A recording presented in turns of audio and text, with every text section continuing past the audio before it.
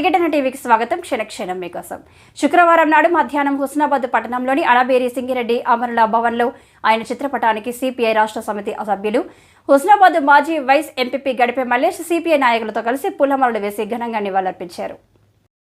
అనంతరం గడిపే మల్లేష్ మాట్లాడుతూ అతుల్ కుమార్ అంజన్ విద్యార్థి సంఘం, ఏఐఎస్ఎఫ్ జాతీయ అధ్యక్షులుగా, రైతు సంఘం జాతీయ ప్రధాన కార్యదర్శిగా పనిచేసి అనేక ప్రజా ఉద్యమాలు నిర్వహించారని, ప్రజల హక్కుల పరిరక్షణ కోసం సిపిఐ తరపున పేదల పక్షాన నిలబడి పోరుబాటులో నిర్విరామంగా కృషి చేసిన అతుల్ కుమార్ అంజన్ మరణం సిపిఐకి అత్యంత తీరని లోటని, అతుల్ కుమార్ అంజన్ కలలు కన్న పేదల రాజ్యం కోసం నేటి యువత అవినీతి పాలకుల అధికారుల పనితీరుపై పోరాటం సాగించాలని, అప్పుడే అతుల్ కుమార్ అంజన్ ఆశించిన పేదలు, రైతు కూలీలకు మేలు జరుగుతుందని గడిపే మల్లేష్ అన్నారు.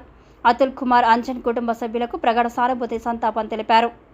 అతుల్ కుమార్ అంజన్ గారు ఢిల్లీలో పెద్ద ఎత్తున రైతుల ఆందోళనకు వారి పూర్తి మద్దతించి ముంబైలో పాదయాత్ర చేసినటువంటి వేలాది మంది, లక్షలాది మంది రైతులతో పాదయాత్ర చేయించి కేంద్రంలో ఉన్నటువంటి బీజేపీ ప్రభుత్వానికి చెమటలు పుట్టించినటువంటి నాయకుడు ఈరోజు మన మధ్య లేకపోవడం చాలా బాధాకరం.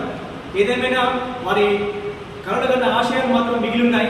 వారి ఆశయ సాధన కోసం భారత కమ్యూనిస్టు పార్టీ జాతీయ స్థాయిలో ఉన్నటువంటి నాయకులు, కార్యకర్తలు, రైతులు, కూలీలు, పేదవాళ్ళంతా ప్రజా ఉద్యమాల్లో భారత కమ్యూనిస్ట్ పార్టీ నిర్వహించేటువంటి కార్యక్రమాల్లో పాల్గొని వారి ఆశయ సాధన కోసం పోరాటాలు సాగించవలసిందిగా అందరినీ విజ్ఞప్తి చేస్తూ అతుల్ కుమార్ అంజన్ గారి కుటుంబానికి ప్రగాఢ సానుభూతి, సంతాపం తెలియజేస్తాం.